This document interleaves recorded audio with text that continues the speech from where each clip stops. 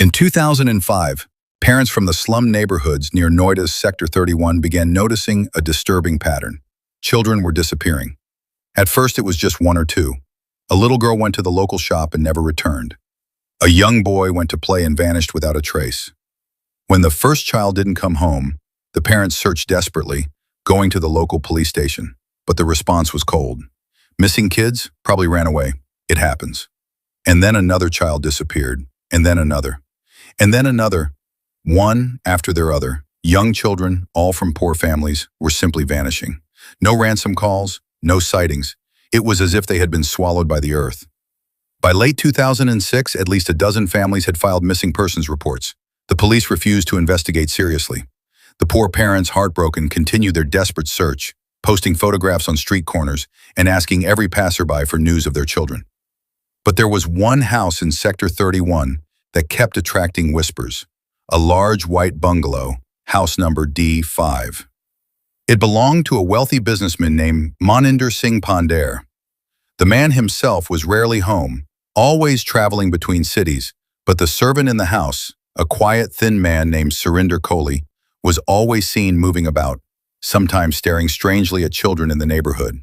Some families began to suspect this house, but with no proof and no support from police, they could do nothing. Until one winter morning, everything changed. December 29, 2006. A man named Banwari Lal, whose daughter had been missing for weeks, came again to the gates of House D5. But this time, something was different. A horrible, rotting smell filled the air near the house, a stench so strong that even the neighbors complained. Banwari Lal demanded that the police inspect the property. Finally, under pressure from the growing crowd, police agreed to search the area. Behind the house, near a sewage drain, they began digging. Within minutes, the first horror was uncovered: a skull, then small human bones, then more and more. As police dug deeper, they realized they had stumbled upon something far worse than they could have imagined. 19 sets of human remains were discovered. Bones, skulls, severed body parts, all crammed into the filthy drain. Many of the victims were identified by their clothing or jewelry. Most were children, some no older than 5. The news spread like wildfire. Within hours, media crews descended on Sector 31. Outraged parents and protesters gathered outside the bungalow, shouting for justice.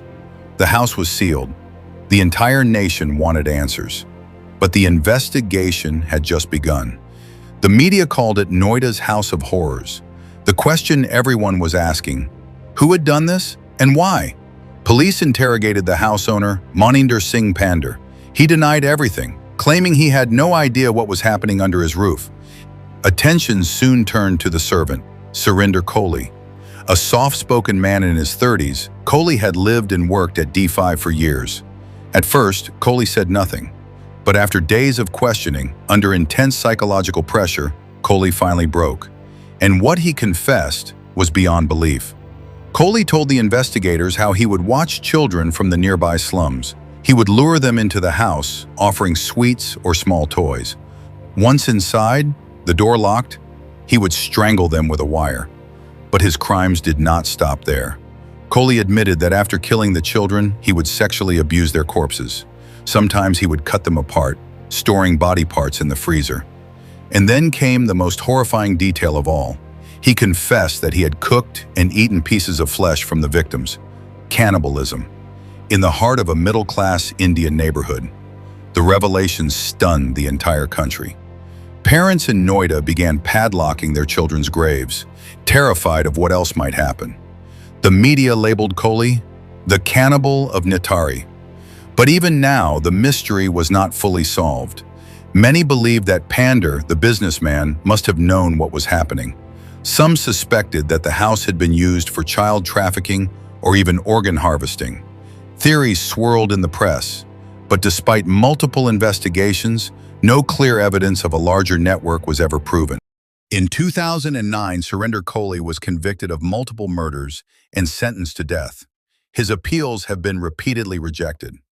Maninder Singh Pandey was acquitted in some cases, but still faced legal battles. To this day, he denies any involvement.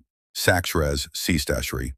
But the legacy of the Nithari killings remains, a chilling reminder of how evil can hide behind the most ordinary of doors, and of how the voices of the poor, evil on the morning, ignored for too long. Even today, the streets of Nithari carry the shadows of that tragedy. Behind smiling faces and quiet neighborhoods, who knows what dark secrets still remain?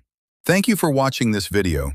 If this story shocked you, if you believe such voices must never be forgotten, then please like this video, share it with your friends, and don't forget to subscribe to the channel for more true crime stories and dark mysteries from around the world.